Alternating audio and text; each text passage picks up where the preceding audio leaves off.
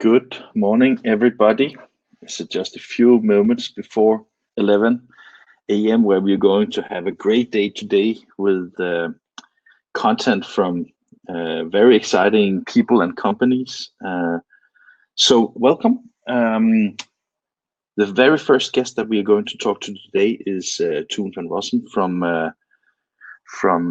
Enfocus. So I would like to welcome Toon if you are there.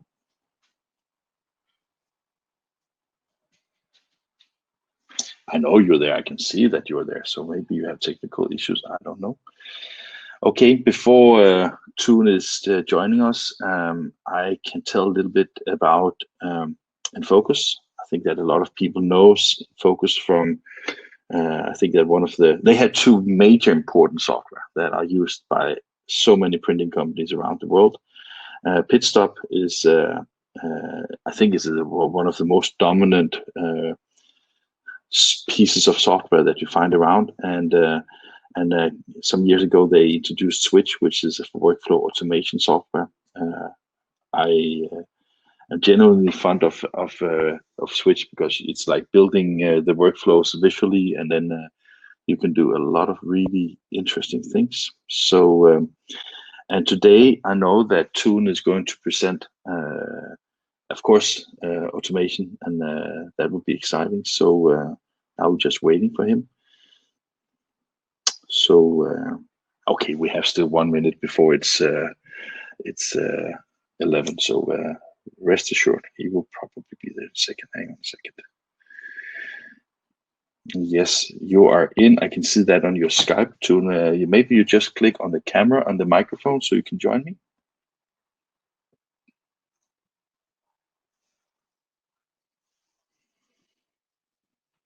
I can again, while we're waiting for Toon to join us, tell you that Monday, which was the first day of our Learn with Us. We had almost 500 people attending, which was like way more than we hoped for. So thank you very much, people from. I know we had people from both America and from Latin America and from Europe, and also a few from Asia. So that was really cool that we, with that timing, were able to pull it off like that.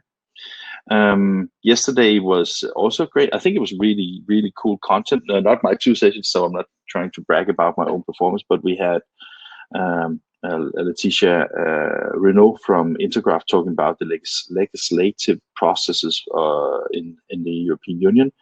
And maybe that sounds boring, but it was actually quite interesting to hear the processes and understand everything about how Intergraph is supporting the printing industry. And then afterwards, Carsten Bøe from Grapcom in Denmark, he showed the climate calc, which is a tool that you can use to calculate your carbon emissions, which is also quite interesting. So let's see. I will just refresh the browser, see if that brings Toon in, because I can see he's there, but he's not. I can see him, I can't hear him, but I can see that he's attending. Okay, so how are you? I'm good. I'm ready. How are you? I'm good too. Good. So the way it works, as I explained to you, is that since we're a little bit delayed, we will jump a little bit ahead and into the presentation that you have prepared. I hope it works for you. Otherwise, just I will be listening all the time, but I will switch off the camera and sound, so I will be guiding you if you need me. And then afterwards, hopefully some good questions from our guests. I can see that people are starting to join. And as you know, we are broadcasting this both on the Webinar Jam and on YouTube Live. So the ones that we can see here are the ones that are with Webinar Jam, basically giving us the option to communicate with each other. The people that see it on on YouTube, they can just watch us, right? So take it away, Toon, and thank you very much for participating in Learn with us here on INKISH TV. Thank you very much. No problem. So I can just share my screen. Yes, and then you open the presentation in the background, and then you can just fire away. Yes, thank you, Martin. Okay, so I wanted to talk today about automation and workflows, maybe more about automation in general than about workflow specifically. And I wanted to talk about the success you get through doing automation correctly, or by at least approaching it with the right mindset. So success through automation. Who am I? My name is Toon Van Rossum. I'm product manager at Enfocus for Enfocus Switch. I will not talk about our products today. I'm really talking about the automation mindset and how to overcome some obstacles without trying to mention any of our products today. I want to start with a quick quote that I really like. It's from Sherlock Holmes. And it says, "Data, data, data. I can't make bricks without clay."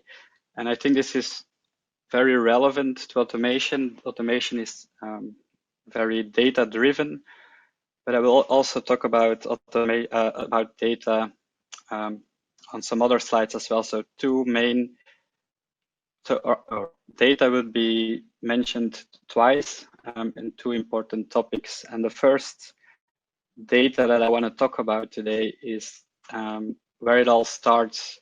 So if you talk about automation, a lot of people ask us to help them out or help them figure out where to start or figure out their next steps.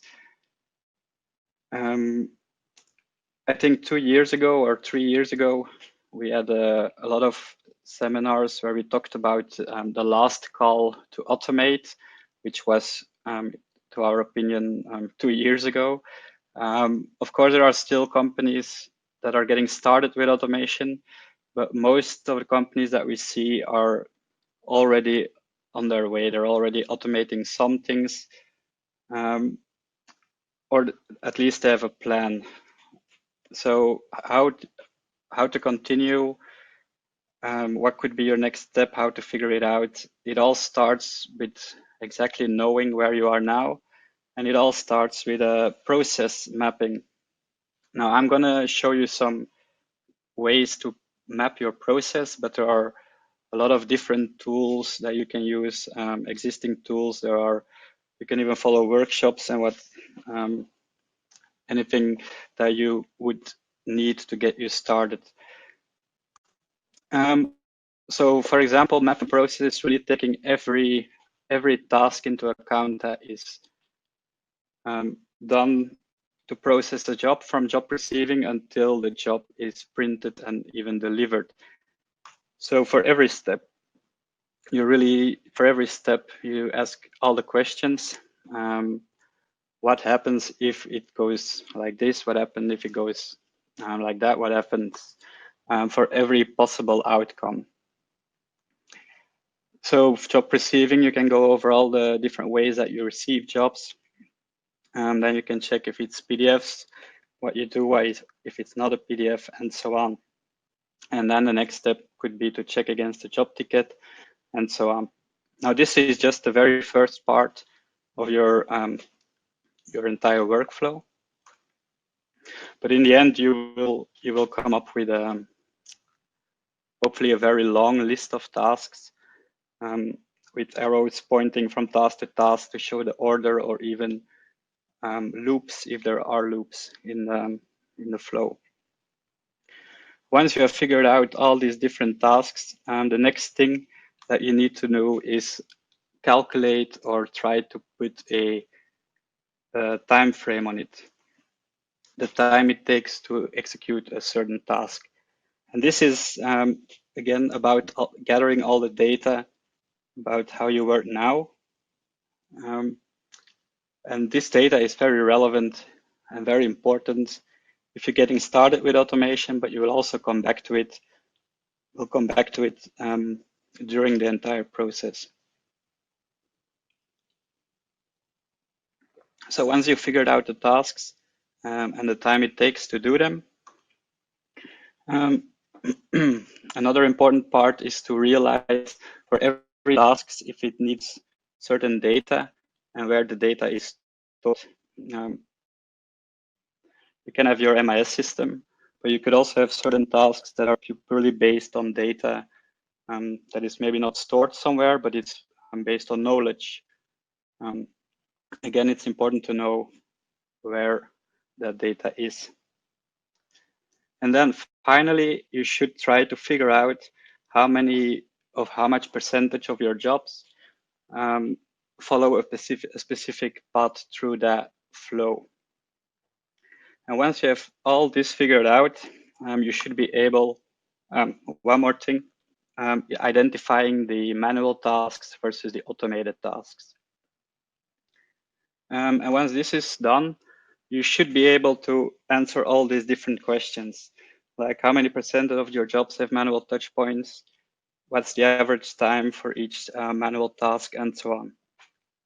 So gathering all this data is a requirement to really get started, because if you don't know where you are, you don't know where to improve, and so on. And if you can see here, if 95% of all your jobs have manual touch points, you can check at the manual tasks they have in common, and so on. And something I will come back on at the end of the presentation. This really means that 100% of your manual work is on 95% of your jobs. But I will explain it more in depth in the next slide. Process mapping takes time, and if you are really feeling the need to start automating or start with automation right now or as soon as possible, you don't have to focus on your entire workflow. You can focus on a specific one, maybe only business cards, or just focus on one part of the process, maybe the pre-press, or even just on the file receiving, and so on. Important is that if you focus on just a single part of the flow, is that you do continue the mapping afterwards. So it's not about doing your mapping only a small part, because you need the entire process mapped if you really want to be successful in automation. Then again, there are a lot of consultants, experts available as well that can help you with it. So try to figure out how much time you have to initially get started with this as well.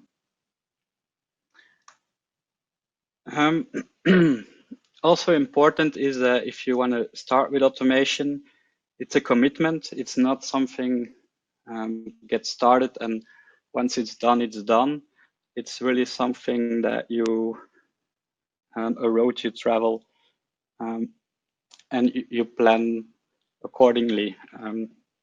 So it's not something you implement and don't look back at. You're committed to doing as much with it as possible, but more on this later as well. So once you have your current way figured out, your next step should be to really build a roadmap. Again, if you only have the process mapped out for a specific part, and you know the first part of your roadmap is to look at that process. But again, it should also be part of your roadmap to map out your entire process.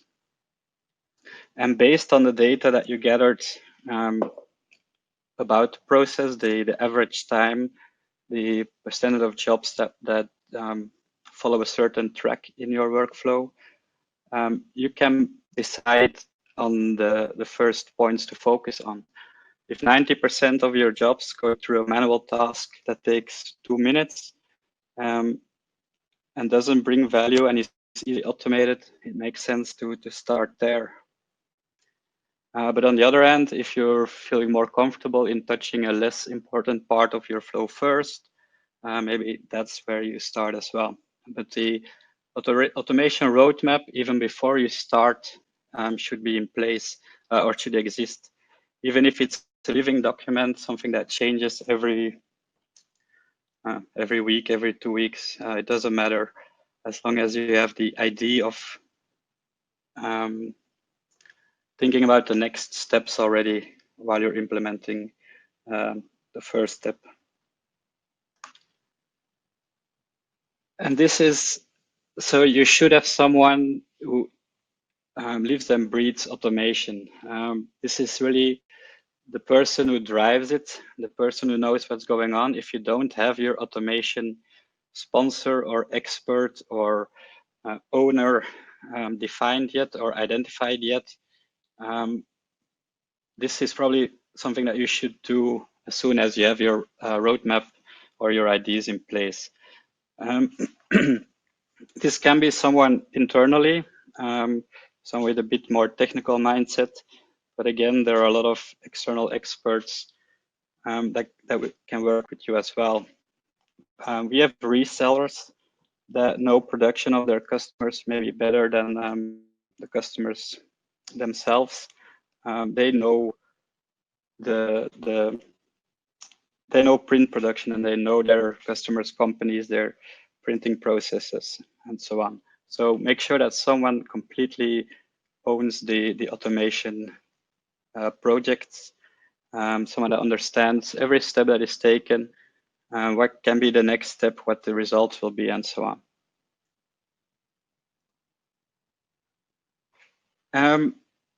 And here, maybe the most important part on this slide is at the bottom. It's automation is a team member, and it helps to think about building an automation roadmap in the same way that you would build a career for someone, to set targets, to watch someone grow in their function. It's the same thing with automation. You start with it, but you don't expect it to do the exact same thing a year from now. Again, that's where the roadmap comes in.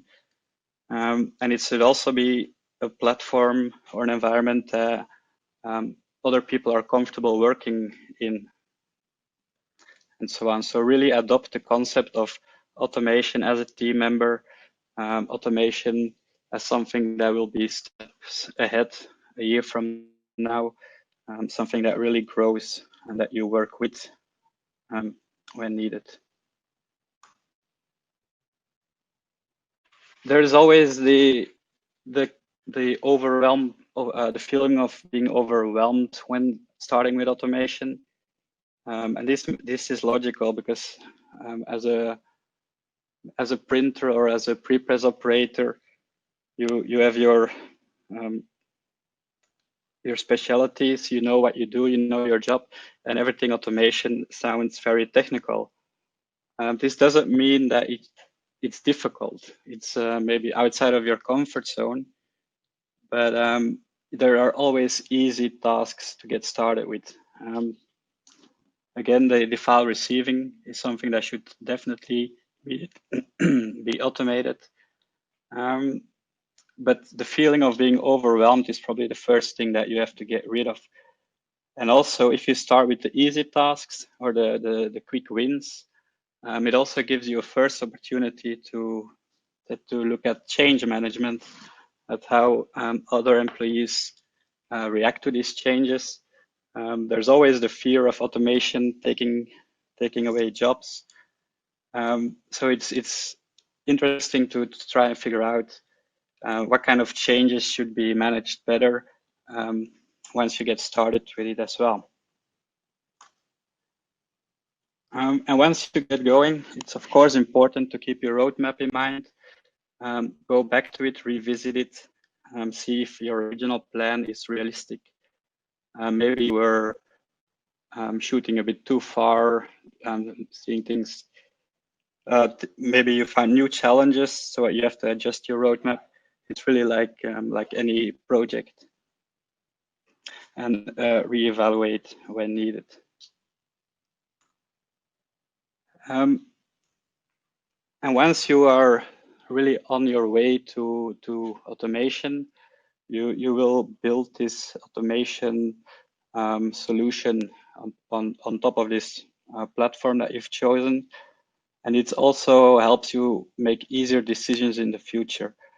So one of the additional requirements, if you're looking for additional software or new components, an additional requirement would be that it would be compatible with your platform.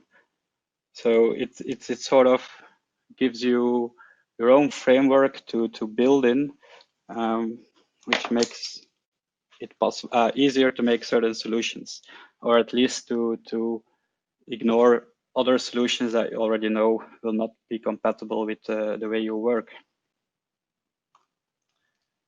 So these are trends or general trends in technology. It's not specifically to our industry. We all heard about big data, artificial intelligence, all the software as a services, and so on. And it's again all about data. Artificial intelligence without data doesn't work. Microservices, best of breed. It really means that they're, instead of looking for one solution that does everything, is that it really does one thing the way you want it to do and nothing more. So you will end up with a lot of different solutions that together do exactly what you need, instead of one solution that sort of does everything you need, but not exactly what you were looking for. So in these cases, the microservices, the best of breed solutions, if you want to automate, they should be linked to each other. They should be able to talk. And the good thing is that the last probably 10 years, there was a big rise in standardization in communication protocols and so on. So if you're looking for solutions that are single solution or single service solutions, there you should investigate how they can connect to other applications, and again, are they compatible with your platform? Yeah,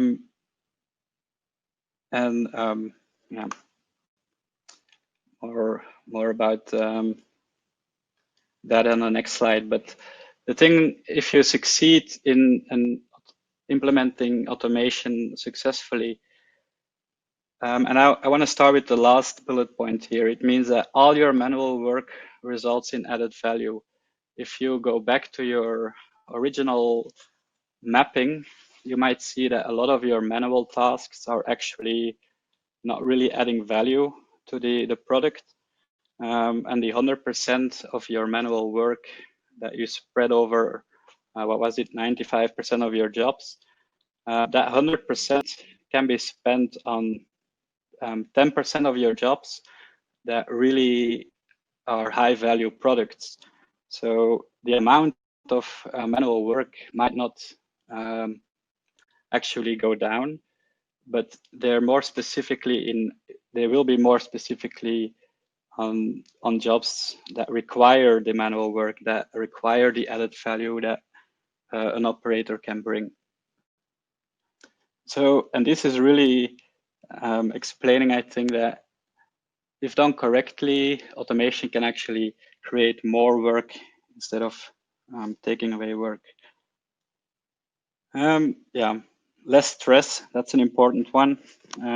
Automation is more error-proof than manual work in some ways. So it should really, I think, give you more ease of mind and so on.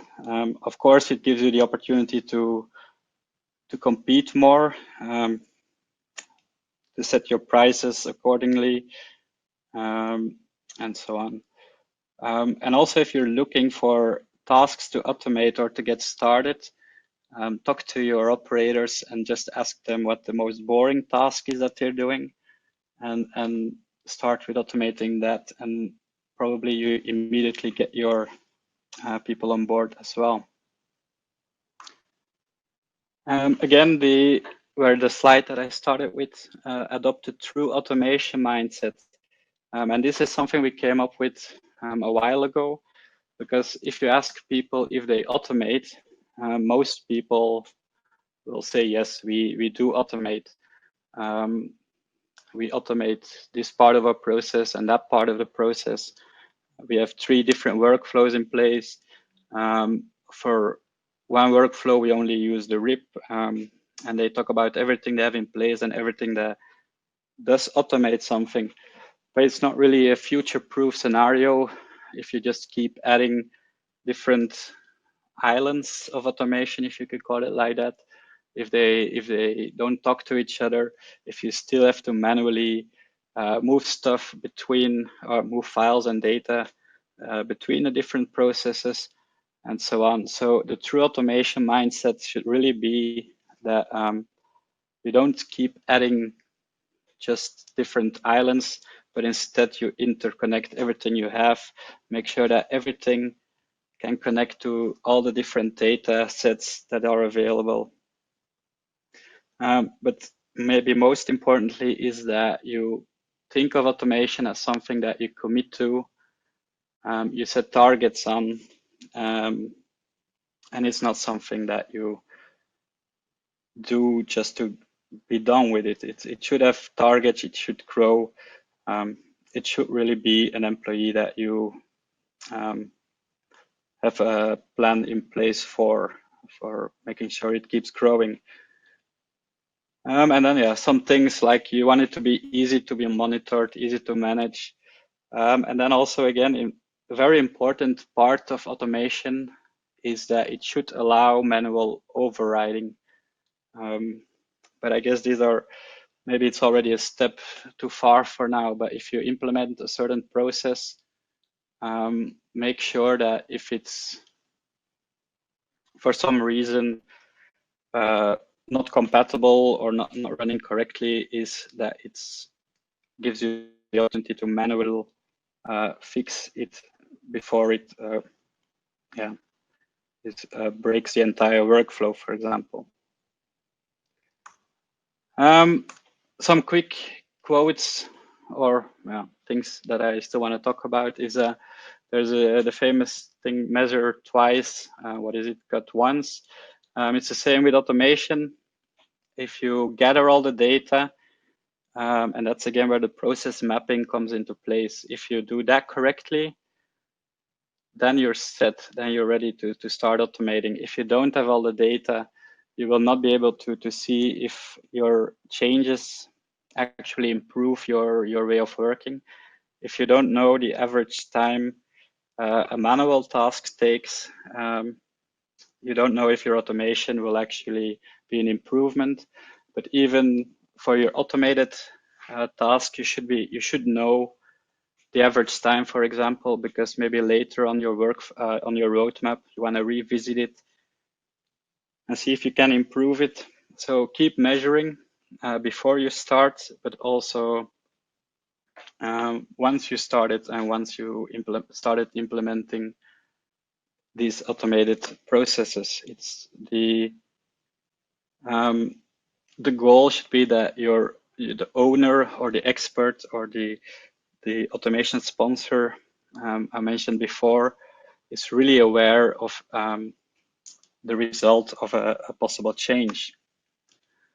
Be as lazy as possible. That's probably something I took from something developer coding.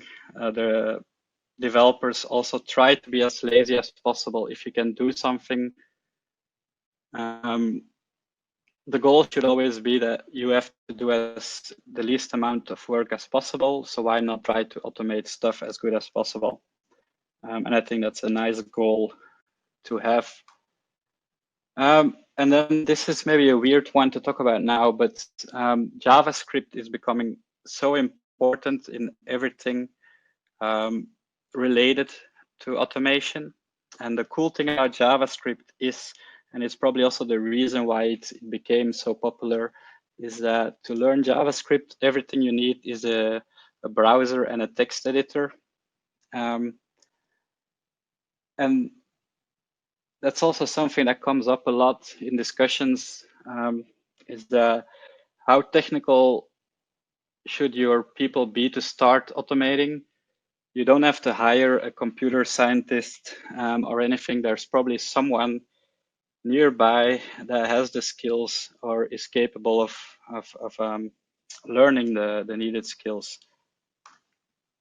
And then something, again, automation should not be the last resort to to save a company. It should be part of your vision.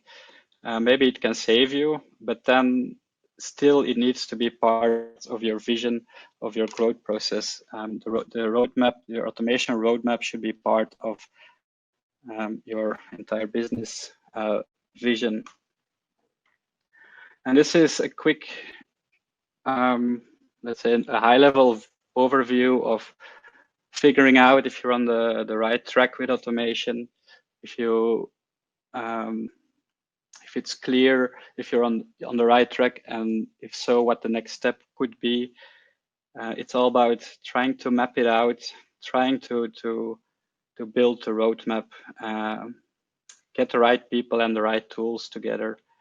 And I think it's a formula for success. So, thank you, Toon. That was, as usual, awesome. I would also say that you have, I mean, I think the only thing in focus related to your presentation is the logos that you have placed in your presentations, right? True.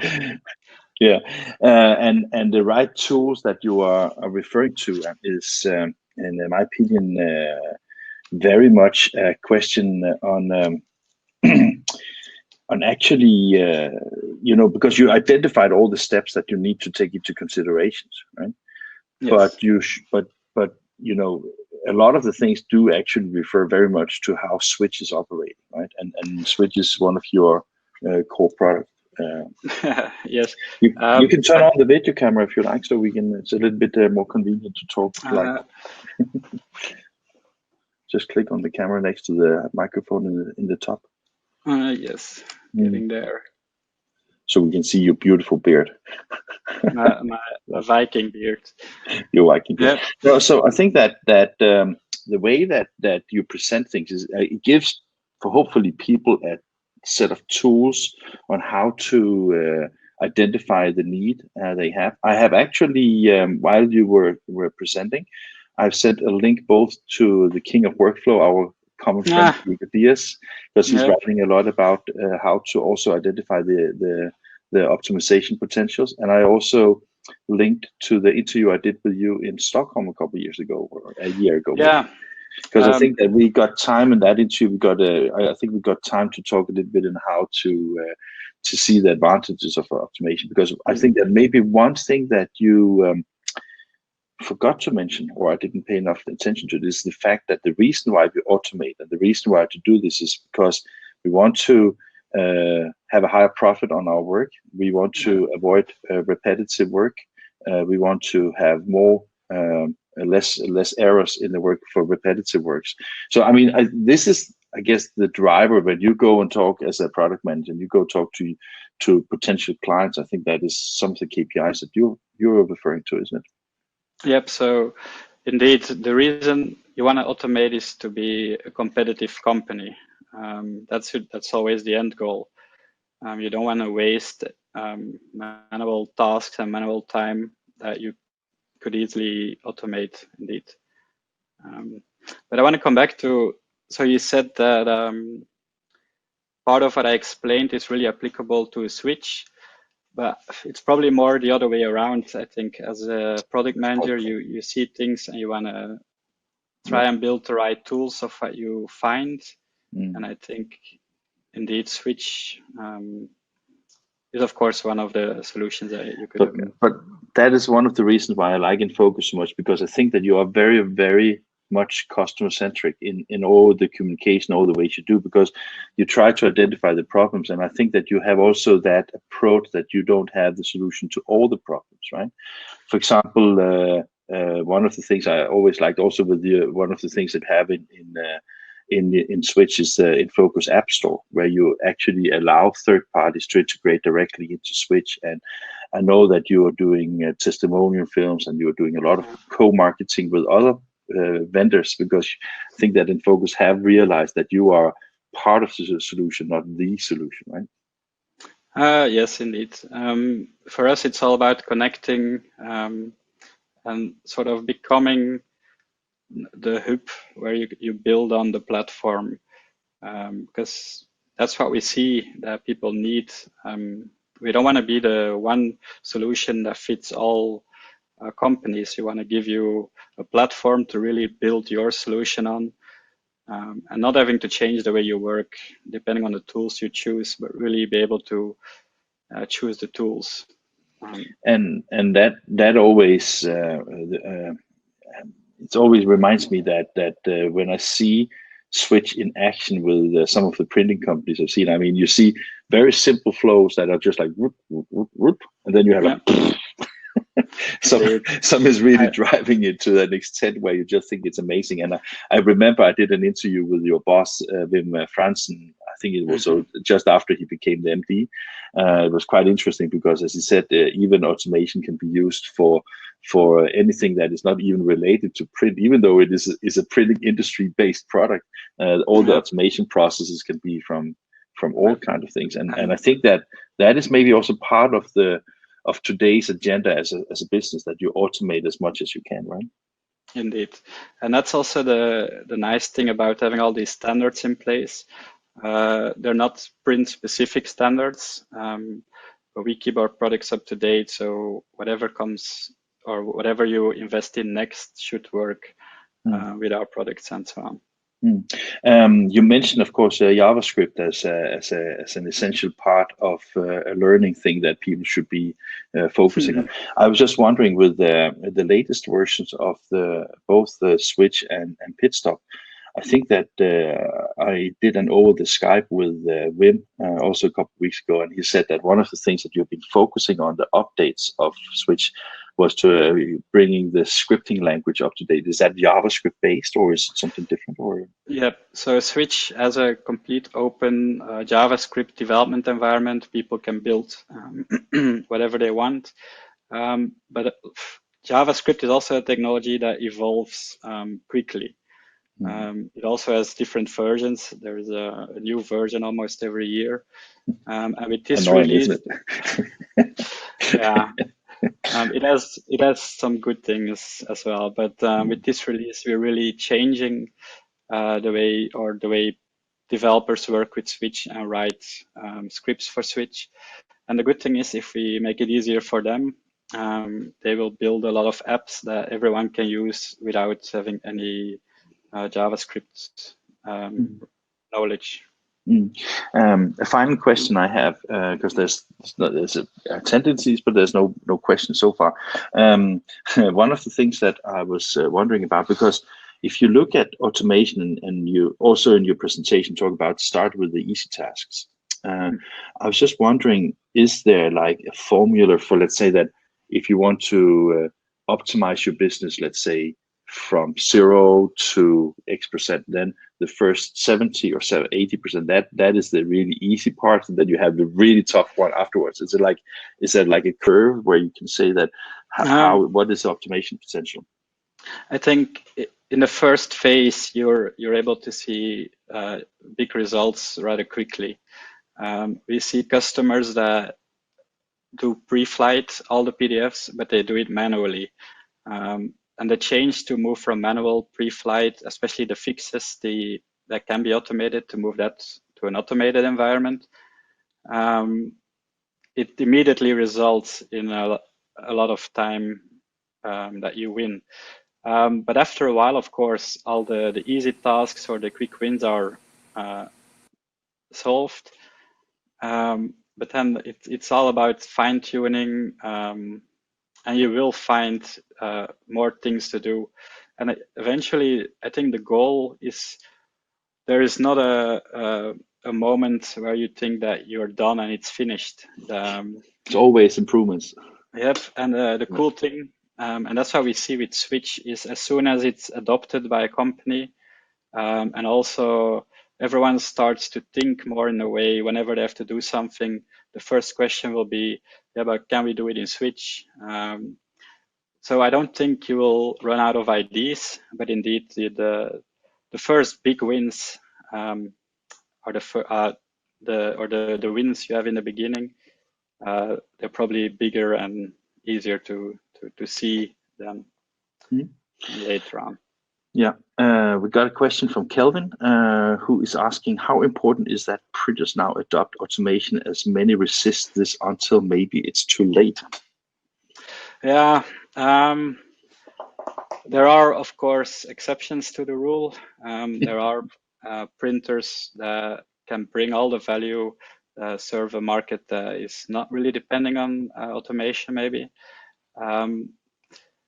But it's a difficult question because I don't know their company or what they do, but there's always something. I mean, people might not like it in the beginning, but then again, the question is to ask them about the tasks that they hate doing, automate them. And there's an example of someone I visited that they automatically download all the jobs that come in, and then still manually have to copy them to a file server. That doesn't really make sense, right? Indeed, but that's something you can easily fix. And then that's only getting started, because then you're looking for the tools, and once you have the tools, you can start doing more. And I think you will see more and more people becoming enthusiastic about it than not. Toon, it has been great. I'm sorry that you had little technical problems, but that now you got like a little bit more time in the end, and we have Pete from Chile Publishers knocking on the door now. So thank you very much for your time here. I think it was great. I hope everybody enjoyed the session.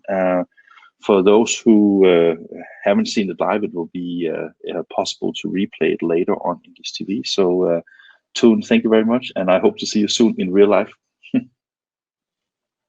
Good, thank you. Okay. I'll see you again soon.